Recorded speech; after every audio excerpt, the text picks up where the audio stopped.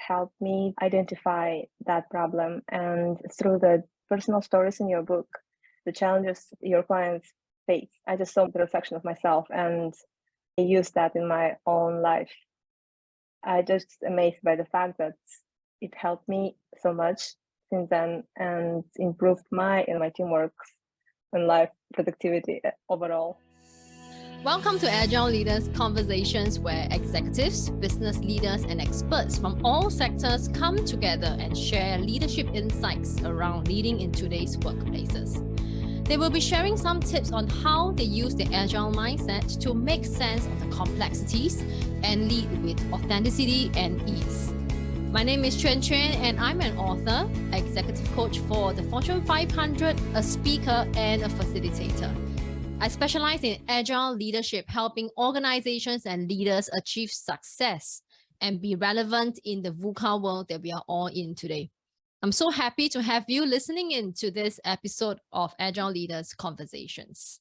My guest today is Miss Kema Bae. Kema is a Web 3.0 enthusiast with extensive experience in blockchain, China-centric digital infrastructure, and she is very passionate for women in tech. I'll hand over the time to Kema to share a little more about herself.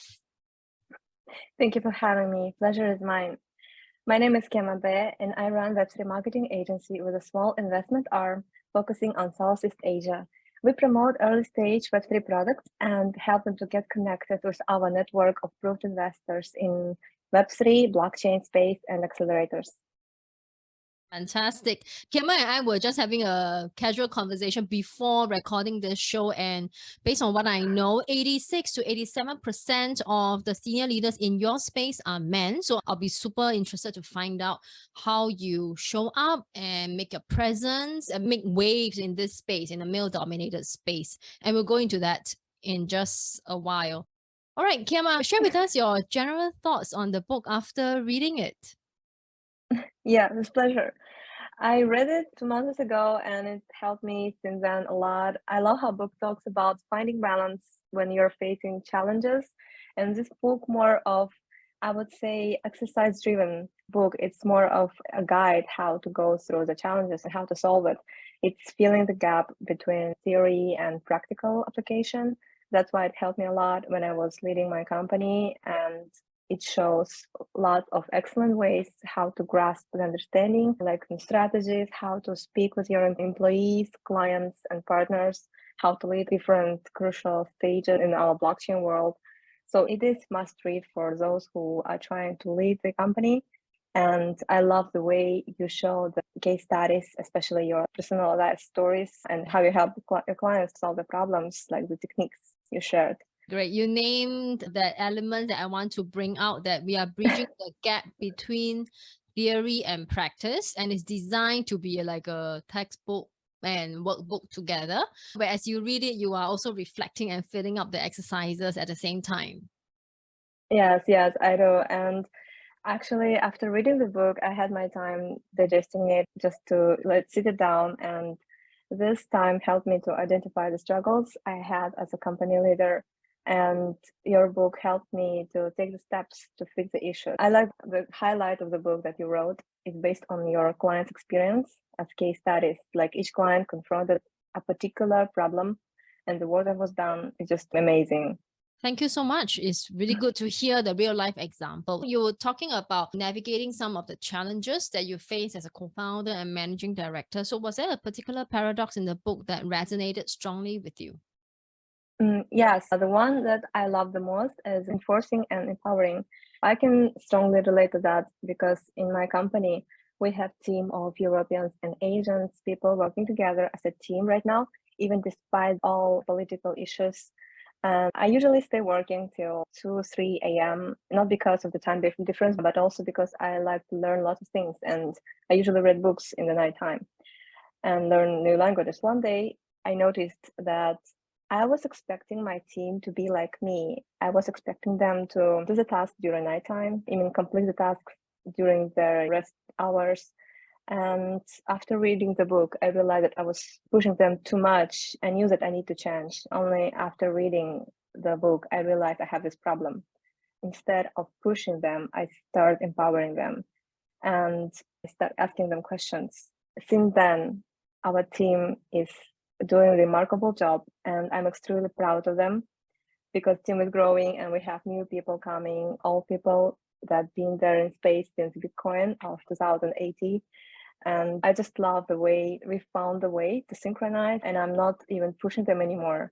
Instead, I'm trying to inspire them. And even if they feel that I'm pushing them, they come to me saying, "Hey, Kema, looks like you have some kind of issue. Do you want me to help with that?" It helped me identify that problem. And through the personal stories in your book, the challenges your clients face, I just saw the reflection of myself and I used that in my own life.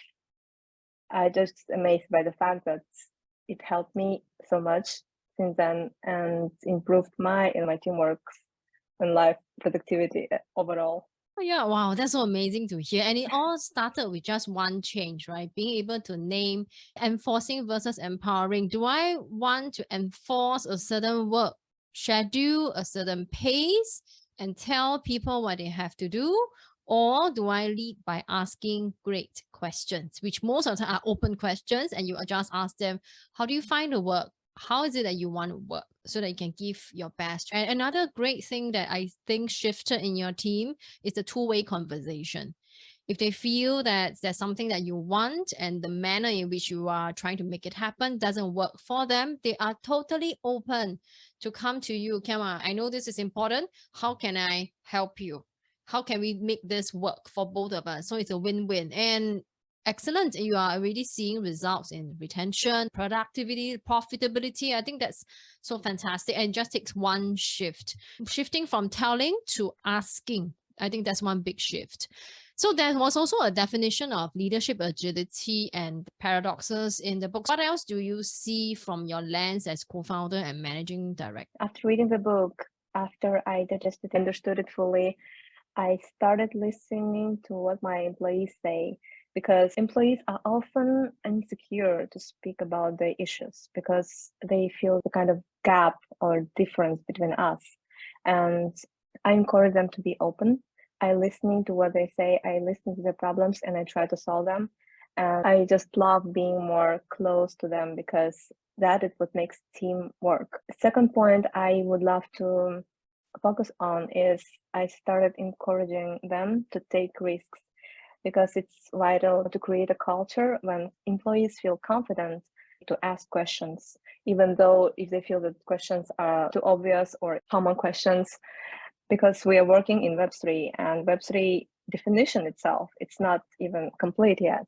We are the one who move in the Web3 industry and many people don't have the clear understanding what Web3 is. So it's okay to ask questions. Even I encourage them to suggest out of the box ideas. Sometimes I encourage them to take actions, even if I know that it will fail. Because as Dixon said, out of that failure, there will come knowledge and long-term success. Yeah, I think that these two main points that changed in my company since I read that book. And I'm really proud of my team because it's been wonderful 2 months working there altogether. There's a lot of listening, definitely, in the part of being agile. I think you are in an exceptional space where we say the future is unknown, right? Even Web3, you are the ones pushing and defining what Web3 is. How volatile and uncertain can it get? And then you do that by creating a culture where people can always ask questions and put something into action first. Sometimes we may be pleasantly surprised that some of the things that we think will fail would actually work out quite well. And it's a learning process. So when it comes to getting people to share their issues, what are some of these tips that work? I'm asking this because a lot of people ask and talk about psychological safety. And it is not that they didn't ask the questions. They asked. It takes much more from senior leaders to be able to build that kind of psychological safety. So what are some tips that has worked for you? Psychological safety is a good question because as a leader of company, I faced a lot of insecurities because people have been thinking that I'm the one taking responsibility on my shoulders. It was tremendous and I was afraid to show people that I'm also weak in some points. After I realized that showing vulnerability actually will help us build some trust, I started showing them that I'm also a person. And I think that internal mental shift also helped me and our team to become closer. You mentioned that in a book about mindset shift that will affect employees also in your reform model. So I think that was really helpful for me since then. I can imagine the first time you show vulnerability to show the human side. I wonder, was it very difficult? Because you did mention that women are minorities in your field and there's a certain expectation, and that shift definitely helped you. Do you remember the first time where you shared that vulnerability? What was the preparation like? Oh, being entrepreneur in our space means that you work 24 hours per 7 days and we don't have any weekends. When the responsibility in our shoulders became too heavy, I remember there was a point, I didn't even plan it. The first time I showed it, it was actually when our company was going through hard times and I had nobody to rely on. And then I remembered one of your principles. I just met some of our employees and we had some chat on work stuff. And I asked her, where do you think we're going?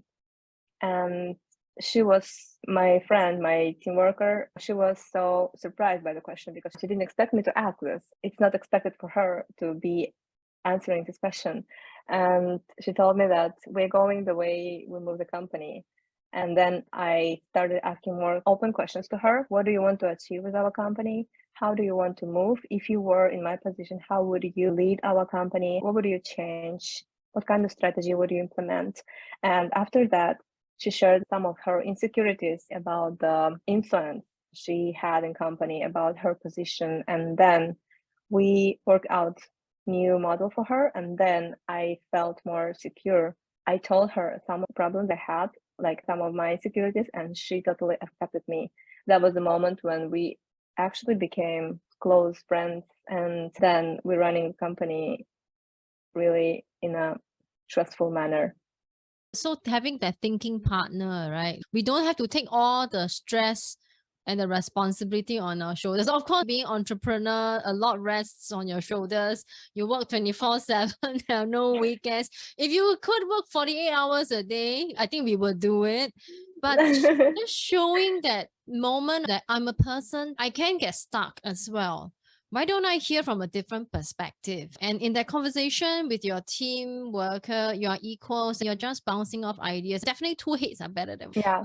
new perspectives, new solutions, and that trust. I think trust is the most unbreakable, to be honest. I want to spend a little bit of time on women leadership, especially in women in tech. How do you make your presence felt and you make a difference in this male dominated space?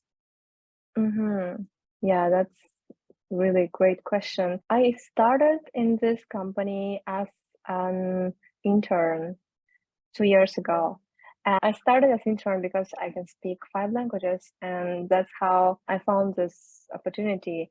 Then I started outperforming my KPIs and deliverables. That was a point when my future co-founder or partner, he promoted me to head of China and then East Asia. Since then, we've been working together for more than 1 year closely. And he actually was the one who encouraged me to step in as a leader in women in tech. And he was the one encouraging me to take the action, actually. At some point, I realized that I had the power. He was encouraging me from the start because I didn't have confidence in myself.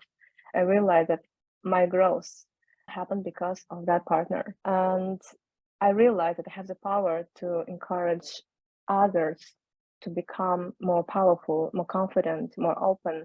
And that was a point when I bought 50% shares of the company and became equal co-founder with him. And now it's my mission to encourage more women to actually take the risk and start what they wanted to. Because the world now, not only in Web3, but also in all businesses, are male dominated. And it takes a lot of courage, a lot of sacrifices from women to be the leader. But this is needed because we need equality of genders. We need to actually fulfill our desires to become somebody worthy. That's my take on that. I always encourage women, not only women actually, don't want to feel that I'm only like feminist. I want to encourage everybody to do what they want because that's the only way to be happy. That's the only way to be happy. And for you, it started when somebody saw the potential in you and say that he believes in you and that you can do it. That's Exactly. actually light in all of us, waiting to be unleashed. And when somebody believes in us, when a leader encourages us, it becomes possible that we begin to dream a bigger dream and turn it into reality. I don't know anything about NFT. I don't know anything about Web3. Given this is something so unknown, what drew you into this industry in the first place? It actually happened by accident. I think we all started Web3 by accident. I've been trading crypto for some time, back in 16, 17 years old. But when I saw how big blockchain industry is and how prospective it looks like, I just wanted to learn more about that. And luckily for me, my friends introduced this company. That's where I started my journey on Web2, Web3 blockchain. And what do you hope to achieve ultimately in this industry? I want to empower women and just empower everybody to step out and become what they want. Even if you speak about Web3 especially, then I want to have our fully owned internet where individuals are ruled over the internet, not companies like Apple or Google.